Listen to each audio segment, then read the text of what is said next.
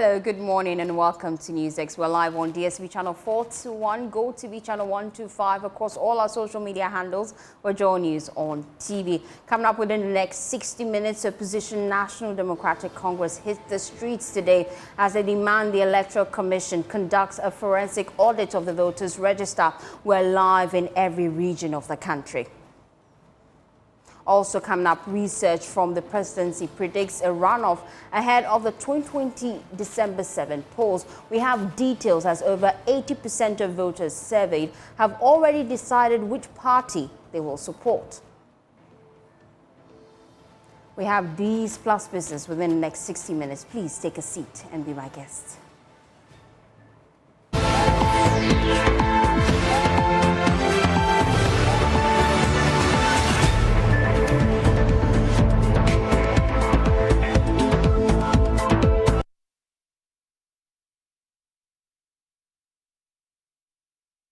Thanks for choosing us. We're your home of independent, fearless and credible journalism. Now we start with the opposition National Democratic Congress, because this morning they've taken to the streets across the country protesting the Electoral Commission's refusal to conduct a forensic audit of the voters' register. The NDC has for a while now been asking the EC to audit the electoral roll to ensure a credible electoral process. Today, the party is demonstrating against the EC nationwide. Let's get on the ground and speak to our people who are monitoring the elections. We start from Bono East, and Anas Sabit is our man on the ground. And Anas, what can you report?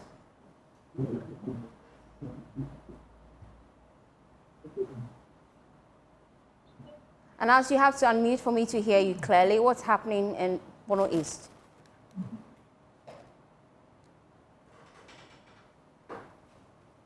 We are trying to re-establish connection to Anas Sabit. Let's take you now to up north.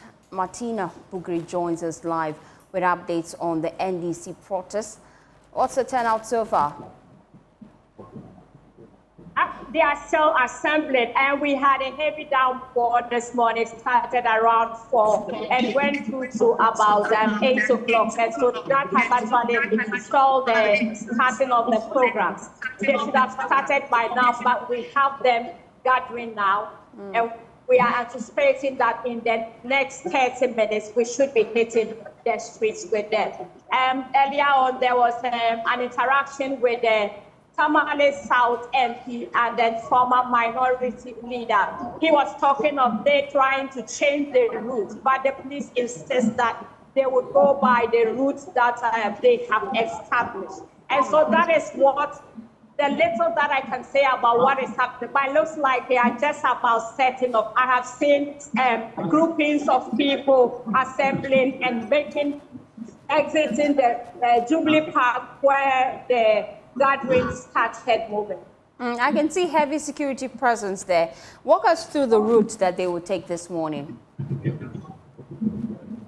So they are expected to leave the Jubilee Park, the corner road, then through the central mosque to the West Hospital, then take a turn on the right and move to the Ababu, a traffic light, then hit up into the taxi run, and then head to Azoka's runabout to the Ghana Post Service, and then to the Star Oil, and then they exit at the EC office, which is along that route. Thank you, Martina Bugri, joining us live all the way from Tamale. We're on the grounds monitoring the protests across the country. Let's take you back to the Bono East region. I'm hoping I have better connection to Anas Sabit. Anas, what can you report?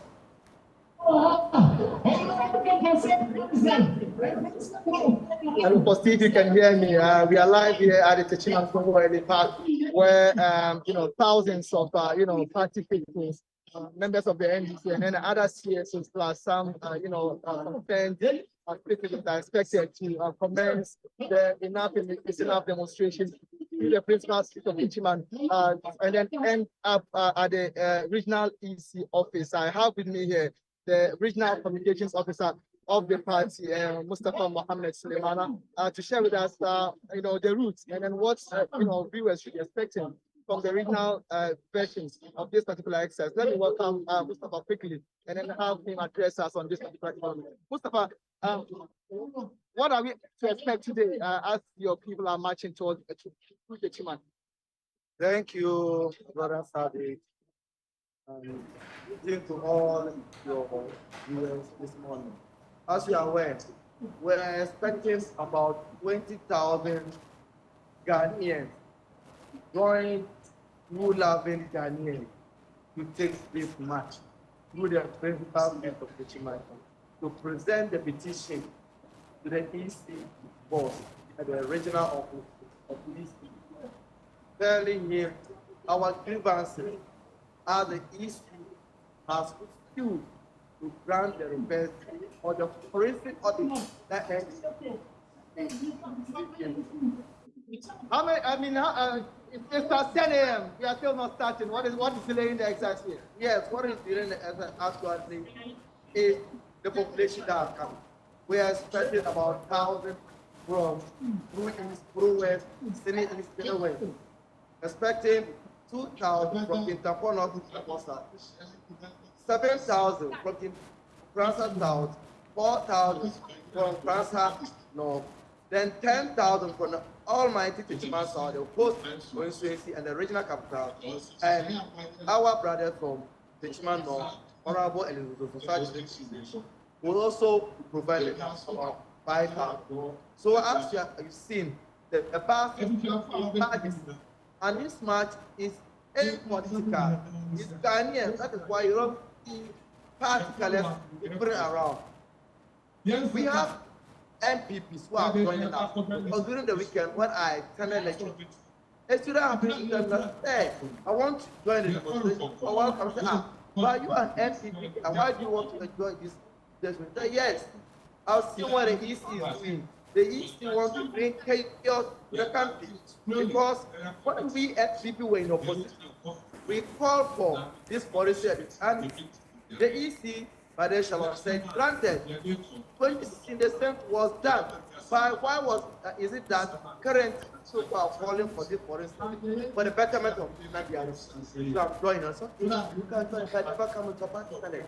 So this is it. So why is this important for us as a region? Is it because of the 2020? And why is this exercise important for the people of the Bunis region? We seem to have lost connection to Anasa, but they're just engaging some of the protesters. They're yet to hit the streets. Let's come back here to the Greater Accra region. My colleague Maxwell Agagba is on the grounds. Maxwell, so far the streets are heated. Tell me what's happening.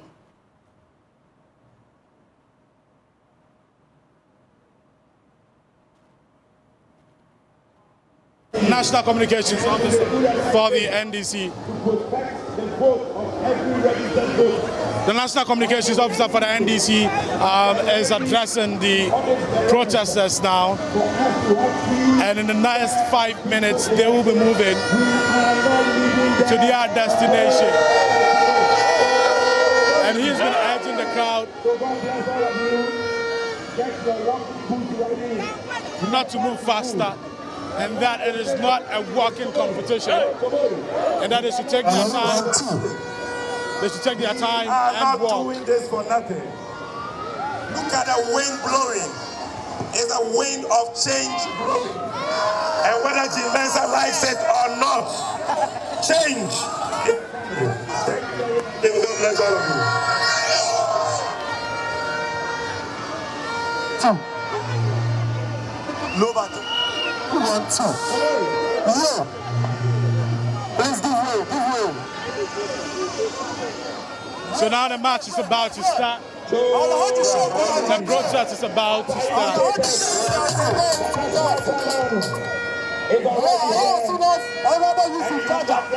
Welcome. Oh, if you are happy to see the mosquito, wave your hands.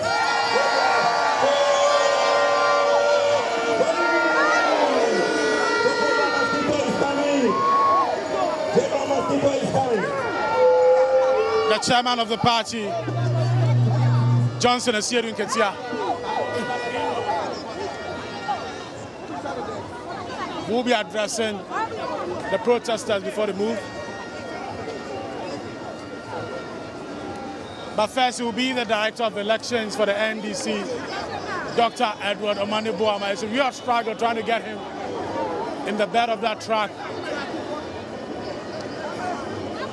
for him to address the protesters. You can see also in the National Communications Officer of the NDC, Sami Jempi, signaling the truck driver to stop. Yeah, driver. Because they want to address the crowd before they move. Johnson is here in Ketia earlier.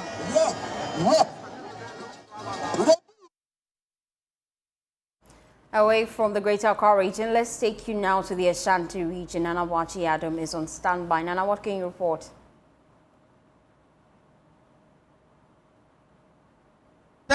Because this particular protest, looking at the number they have in the Ashanti region, it was really not expected. But then they have over 2,000 people who are walking through the principal streets of Kumasi demanding an independent forensic audit into the voter register. They are passing through the Amakom traffic lights straight to Asafo. We'll walk through Edum, go on through the KMA road, pass through Shayaso, pass through Dakojum, and then get to the Ashanti Regional Coordinating Council, where the EC regional head office is, and then present a petition to the regional EC boss. I would want to get in touch with some of the protest demonstrators here. And then they want placard. Yes, say enough is enough. Yes, to me, and this I buy where I see or see any you may be. One man, a boy, everybody, about now, brewer, as the real school over 3 years. You know, all because of this government. It's a set to be. All right. And so that is one person, a sympathizer who's joining the protest. I say he is saying that enough is enough. Boss, why are you joining the protest? MPP are buying one way. I'm a economy in Ghana say, and Sama Juma Bagana. 24-hour economy, ever Ghana, a month for Maya, Mantin and Mava in Maya. Then say, and Sanagan and Timko, yes, I demand yet.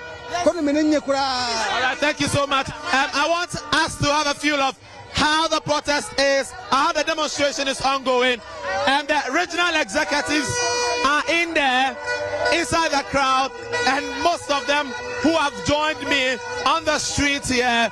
It is expected to be one well attended and one with tight security to make sure that everything is in place. The regional chairman of the NDC, I have the regional chairman of the NDC here with me, Chairman Nana Kwesi. And Chairman, you are walking through the principal streets of Kumasi. What are your demands? What have you identified in the register, especially in the Ashanti region? You know that we've complained severally to the EC that the register, there are some challenges in the register. Whenever we tell them, they deny us. But today we are going to show them that we are going to force them to do the right thing. This election is about do or die. Now the people of Ashanti region are suffering. Look at, today is working hours, but look at the people that are out demonstration to EC. We are telling the EC that they should do the right thing, and today we are going to sleep at the premises of the EC. So we are telling them that they should wait for us until they do the right thing. We are not going to move from the EC office. That's the decision of the Ashanti region. Looking at these discrepancies that you've identified in the voter register, can you say same in the Ashanti region? We complained first. I made my secretary write to them and they accepted it. But later they told us that they have to take clearance from their national bosses and they couldn't mind us again. But now we've seen that it's all over the country. So we are going to demand the right thing to be done. Now the good people of Ashanti region are crying. The masses are crying. Baumia is telling us that everything is going on well, but nothing is going on well. The light is over, and we are going to force the EC to do the right thing. Inshallah, the next president of the Republic of Ghana is going to be John Dramani Mahama, and he wants peace. But because we want peace, we will not sit down for somebody to intimidate, cheat us. we are not going to sit down for anybody to cheat us, especially the EC. We are going to force them to do the right thing. If the EC doesn't heed to your concerns, what will be the next step of the NDC? The next step will come. But today we are going to sleep at the premises of the EC. Thank you very much. I promise. Thank you very much. That is the Ashanti Regional Chairman of the National Democratic Congress, Chairman Nana Kwesi, who is saying that today the NDC is going to sleep at the premises of the Electoral Commission. I mean the head office of the EC, which is at the Regional Coordinating Council. You can see the numbers are huge. A lot of people are here. The streets are blocked. The police are giving enough protection to these people who are joining the Enough is Enough demonstration by the NDC.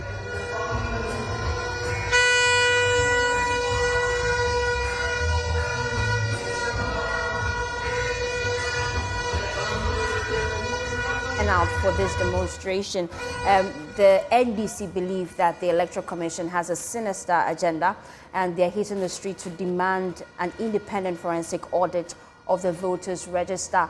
But that's a stronghold of the NPP. So what does this turnout mean? We'll be analyzing that at 12 p.m. on Joy News today and also on Joy 99.7 FM when we bring you the midday news. Well, let's do some other stories here on Newstex.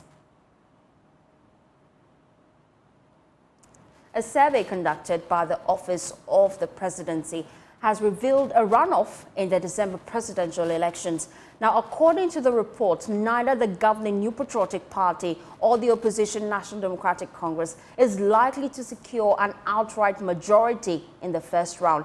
The survey sampled views of more than 25,000 voters across the country. The report indicated that 8 in every 10 people that participated in the exercise already knew who to vote for. Let me take you through what the report says. It's coming up on your screen shortly, and then we'll do some analysis on this. It says that this is the findings put together by the committee. It says that while 46.3% of the respondents are prepared to vote for the NDC, the same 46.3% are prepared to vote for the NPP. That's why they're predicting a runoff. And then they go on to say this indicates that neither party currently has a clear majority. And then 8 in 10 voters have decided which political party they would vote for in the December 7 general election.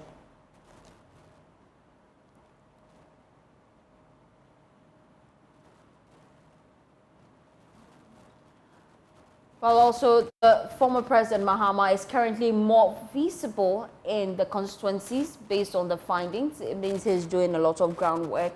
And 60% of the respondents indicated that they are attracted to vote for a political party based on its manifesto. The reason why here at Joy News, your election headquarters, we have been unpacking the political party's manifesto, getting to understand what policies they have in store for you. Also, the next key thing that pops up, you know, the conversation about the need for a third force. The finding shows that Kwame Bediako, who is the leader for the new force, continues to do better because of his appeal to the youthful voters. And so that's something we would analyze looking forward. What do they want and why exactly does Kwame Bediako appeal to them? It also says about 1 out of every 10 voters, which is 9%, indicated that they would not vote in the forthcoming general election. So let's broaden the conversation here on Newstex and bring in Professor Michael Ayamga. He's an applied economist at the West African Center for Sustainable Rural Transformation at the University of Professional Studies. Thank you for your time here on Newstex. Just wrapping through this survey, one of the key things that pops up is the possibility of a runoff in the coming election. What's your thoughts about it? Yes, good morning. Thank you for having me. Just a quick one. I'm from the University for Development Studies, not for professional studies. Let me just put that on record before I lose my job. That was just by the way. Usually, when you get a report like this, before you even delve into discussing the results, you have to subject the report to some validity and credibility test. Is this actually worth your time going into it? Is it robust research?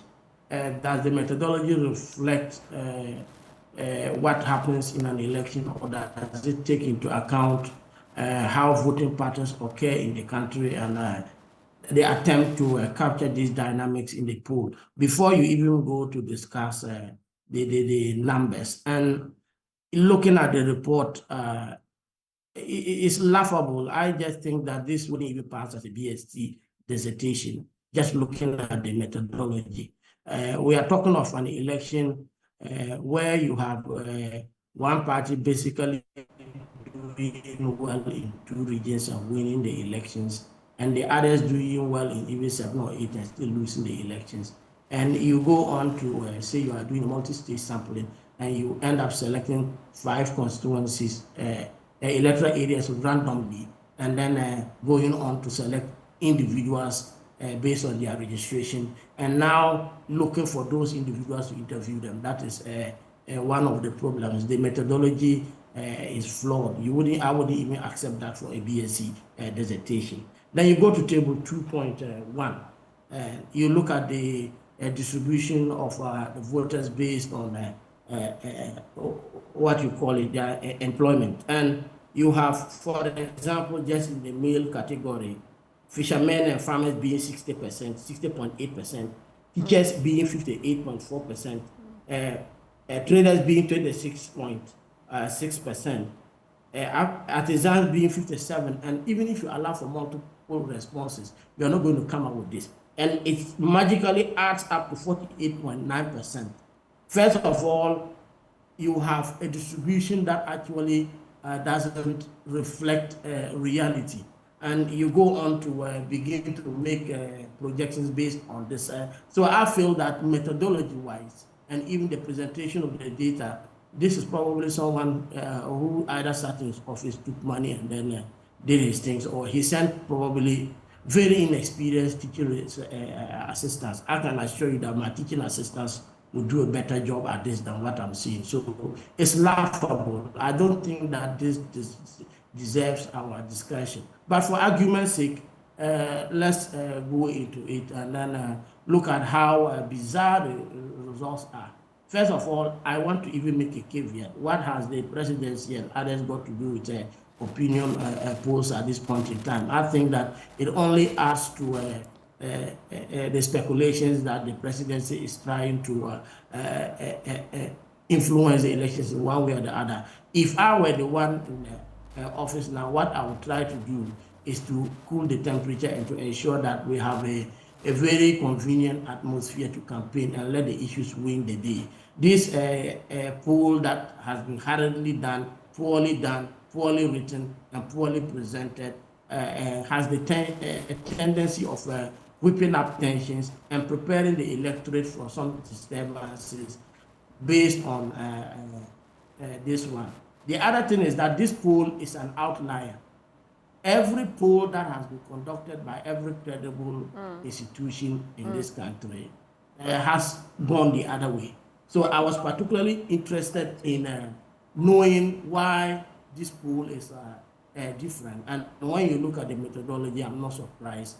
It is flawed, and I don't want us to put any credibility to it. Methodologically, this can't even produce the adequate results for one constituency, let alone a constituency of 276. And I am particularly not impressed by it. If this is what our presidency constitutes as opinion polls, then as someone would say, we are not surprised in terms of where the direction is headed. Every poll you have seen said they are not pleased with the direction of the country. They didn't even engage someone who is thorough and methodologically. But then, I know you're raising concerns about the methodology, but however, let's look at the sample size, 25,000. Is that enough to reflect the true opinions of people on the ground? You see, when you take a report, you read the methodology in the executive summary. So when I read it, it was quite scanty. I went to the main report itself, and the methodology is even more scanty. I wanted to see how you selected the sample size. You just don't get out of the blue and then you select a sample size. And depending on the methodology you use, a small sample size can work, a big sample size may not be appropriate. So I wanted to look at how they computed the sample size. And there's nothing in the methodology. The methodology in this report is about a paragraph or so. And I think that to be talking of something as important as a national elections with a methodology of one paragraph describing multi-stage sampling, and when you go into the multi-stage sampling, you don't see any multi-stage sampling there. They are just a series of so-called random samples. There is no attempt to weight, because constituencies carry weights. Some are big, some are small, some have several polling stations, some don't have. So these dynamics should be factored in even in the computation of the sample size and the distribution of the sample size as well. You look at all these things and they are all over the place. And the organization of the report itself is all over the place. I am sure if I was working in an organization and you bring me this report, it will see the light of the day, because a report is as good as the client. A consultant can do something, but it takes the responsibility of the client to make sure that it projects what they stand for. And if this is what the presidency stands for, I think we are in dangerous times. Let's look at report. I think we shouldn't even be discussing it in a platform as important as this. Yeah. Okay, so we shouldn't discuss it, but some of the key findings of the report, for example, the third force that we're all begging for, the need to break the duopoly also is played out here, because we see that people among the youth are appealing to Nana Kwame Bediako, who is leader of the new force. We also see that 1 out of every 10 individuals they interviewed for this report have also served notice that they would not be voting in the upcoming election. Is this something we should be worried about?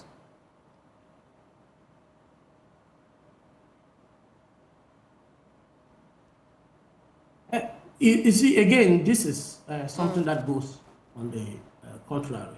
I have never seen a time in the history of the 1992 that people are eagerly waiting for elections day. I have never. And by my nature, I go to everywhere. I go to the MPP shirts. I go to the NDC shirts. We banter, laugh, and go on. And everywhere, if I can tell you the amount of work that is going on and how people are animated and waiting for election, for someone to say that people are not ready to vote, I probably think that maybe the fellow is talking about a different country. As for Cheddar, I think if you go across the country, he is somebody people are fascinated about. Just that the fascination is not translating into an actual election program or election strategy. And he is someone who wants people to volunteer and do things for him and so forth. And volunteerism in this country has been killed a long time ago. You have to put in resources. You have to put in an election ground game. So beyond the talking about him that he has a very interesting idea, people want to listen to him, but that has not yet translated into a desire to vote for him. That is because largely he's not moving to the next level of his campaign. I just think that it's largely talking about the need for a third part, talking about the need to be more revolutionary in the way you think about development. But going beyond there and putting a strategy to win elections, I don't think that the new force or the third force have done that, and that is his key problem. But I'm not surprised people are talking about him. Everywhere you go, you hear somebody saying something about Cheddar, and he appeals to young people, and I wouldn't deny that. Professor Michael Ayamga, an applied economist, join us here on News 6. Thank you for your time. Now, before we let you go, let's just get your thoughts about the NDC protest. Enough is enough protest. This is happening across the country. The NDC feels that the Electoral Commission is trying to manipulate the outcome of the elections coming December 7th. They have concerns about anomalies in the voters' register. They say that they want the EC to conduct an independent forensic audit. Is their demands legitimate at this time?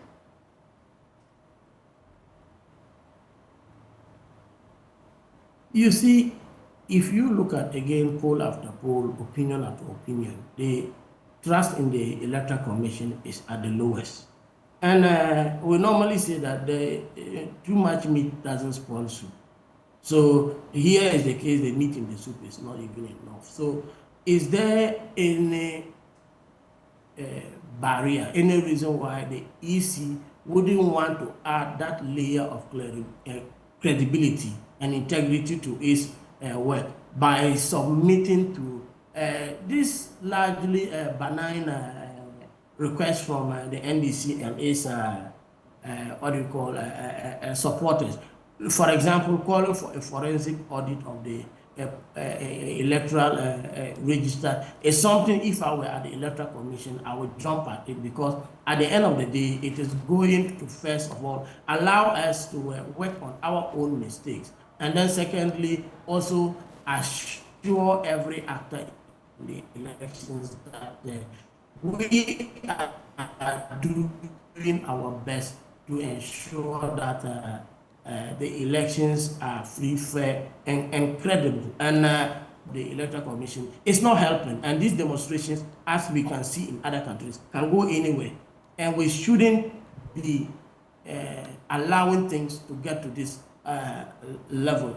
I'm particularly worried that this request that has no tendency to harm anybody, harm anything, the Electoral Commission is resisting it to the point that people now see the need to hit the road.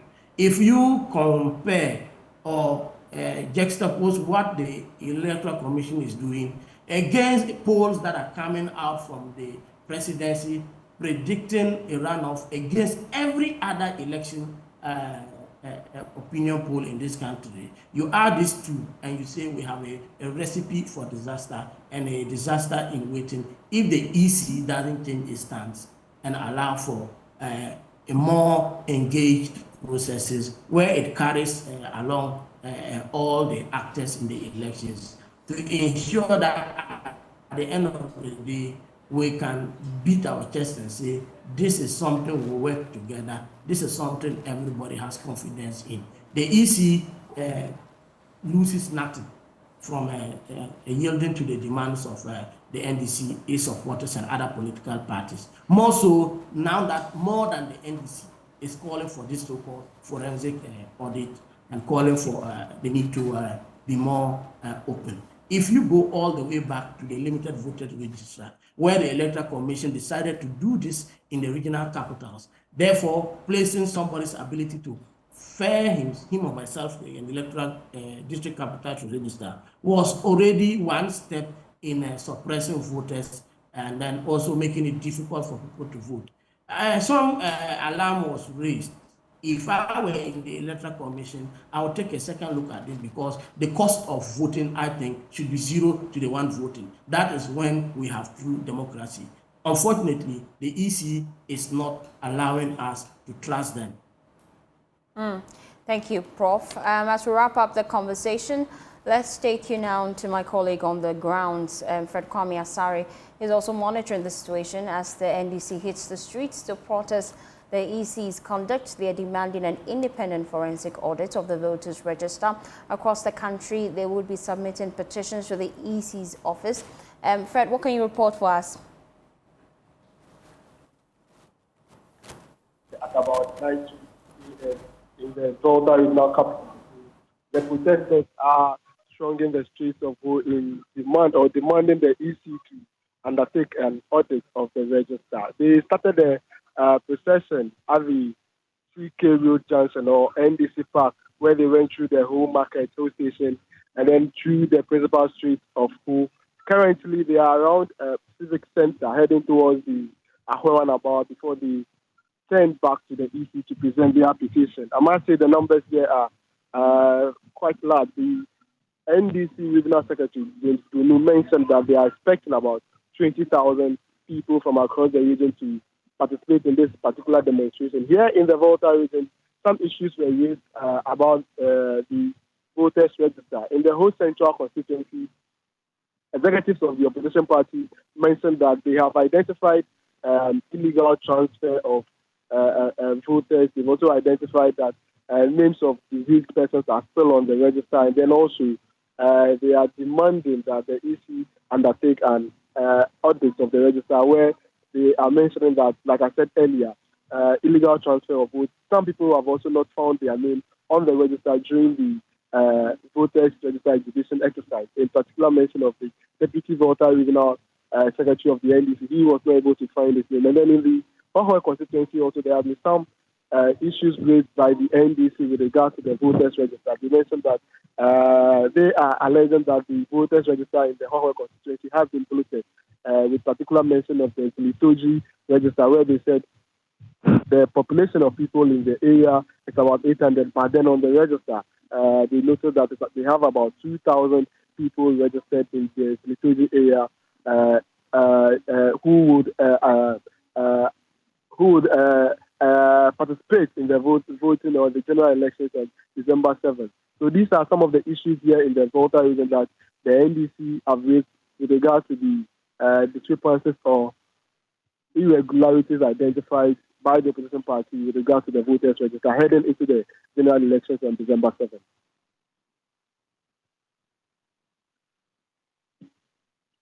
Let's go to Damango. Isaac Nonya is on the grounds. Isaac, tell us what's happening. Hello? Isaac, you're loud and clear. Tell us what's happening.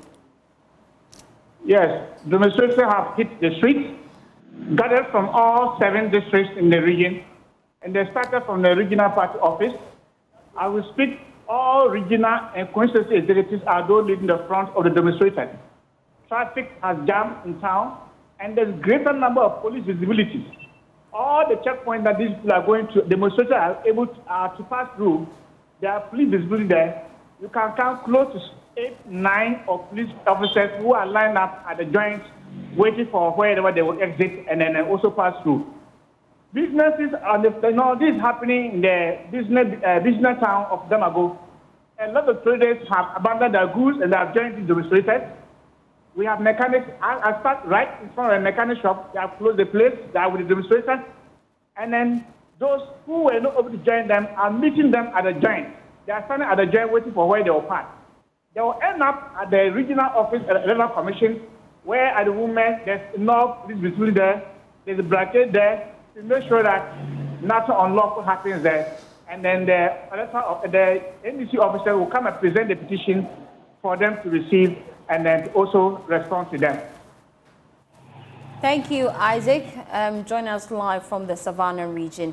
Let's go to the eastern regional town of Koforidua, and my colleague on the ground, Kofi Siam, joins us live with more.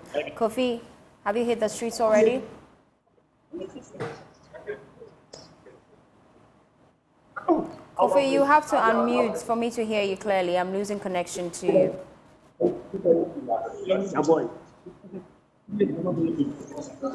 Well, if you just tuned in, we are bringing you updates across the country. The NDC supporters, they've hit the streets across the country. They're demanding a forensic audit of the voters' register. We know that they would be presenting petitions to the EC head office across the country. Here in the Greater Accra region, Sami Jemfi addressed the crowd, the chairman of the party, Asiedu Nketia as well. Across the country, especially in the Ashanti region, there has been massive turnout and heavy security presence. You're watching News Desk. We'll be back with business. Please stay tuned in.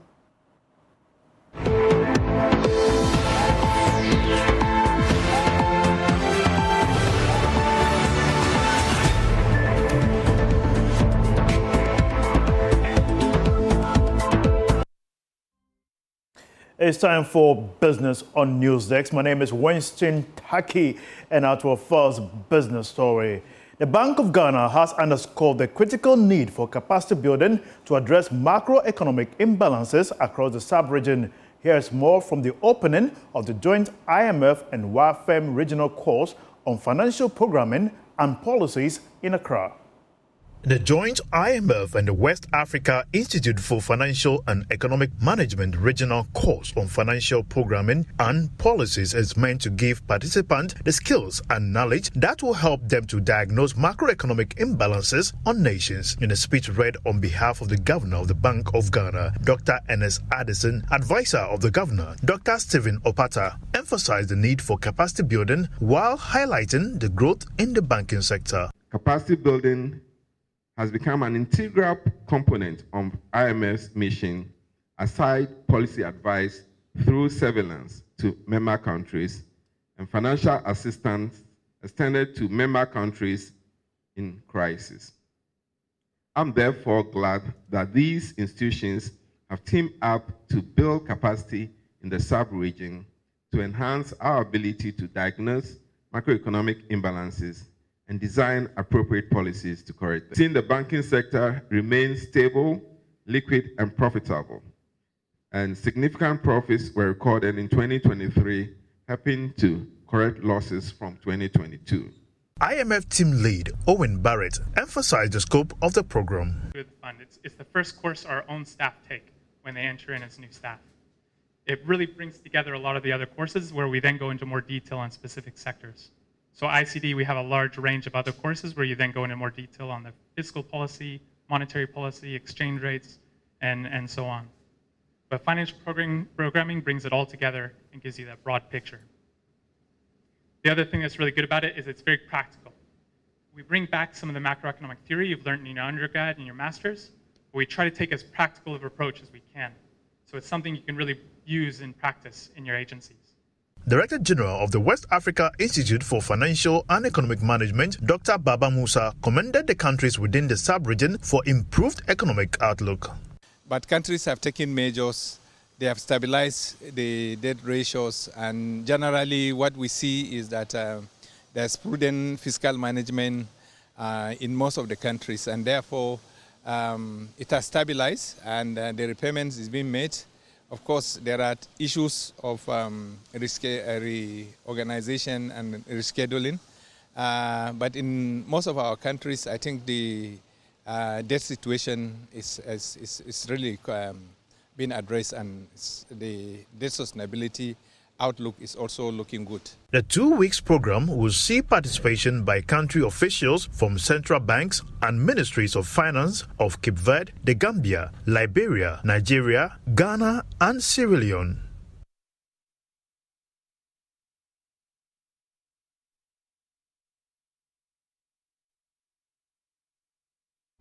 Moving on, workers in the informal sector have been urged to join the Social Security and National Insurance Trust SNIT pension scheme for the support of the scheme in their retirement. Chief Actuary of SNIT, Joseph Poku, who was speaking after an awareness creation walk held in Techiman, admonished the business community to take advantage of the scheme to help secure their future and that of their families. Anaz Sabit has more. Dubbed as the Self-Employed Enrollment Drive, the SEED initiative aligns with SNIT's mission, which aims at extending pension coverage to all workers, including those who work for themselves. The Social Security and National Insurance Trust, as part of its half-year SEED activation program, embarked on a street campaign aimed at creating awareness on the need for the public to subscribe to the scheme. Mr. Joseph Poku is the Chief Actuary at the SNIT head office. Last year, we launched an initiative that we call SEED, S-E-E-D, which is a Self-Employed Enrollment Drive. All that it means, or it seeks to do, is to make sure that those who are doing their own work, they're self-employed, and people from the private sector, the informal sector, are also enrolled into the SNIT scheme, so they can also enjoy the benefits that the scheme presents. The SEED activation operational, according to Mr. Joseph Poku, constitutes part of SNIT's attempt towards ensuring that workers within the non-formal sector benefit from SNIT's list of pension schemes, including its Pension for Life package. The SNIT scheme presents the best value proposition that you can ever get. And I can confidently tell you that no institution in this country can provide that kind of benefits. The simplest, the first of all, benefit that we provide is pension benefits. That pays you pension for life. So once you become a beneficiary or become a member of the scheme and you qualify for pension, we pay you till you die. So it doesn't matter the age. So, if you make this contribution for a minimum of 15 years, you qualify for pension. And that pension is for life, which is reviewed every year. In addition to the retirement benefits, members are also entitled to invalidity pensions and free access to the National Health Insurance subscription. The second benefit that is also available for the self-employed and everybody else is what we call the invalidity pension. Now, for this invalidity pension, if you are part of us and you contribute for just 12 months, 1 year, within the last 3 years before the invalidity occurred, you qualify for pension for life. That'll be all for business here on Newsdesk. My name is Winston Taki. Over to you, Steve, for the rest of the bulletin. Thank you, Winston, for bringing us business. And that's it for Newsdesk. For more news, please log on to myjournal.com. My name is Faustina Safo. Good morning.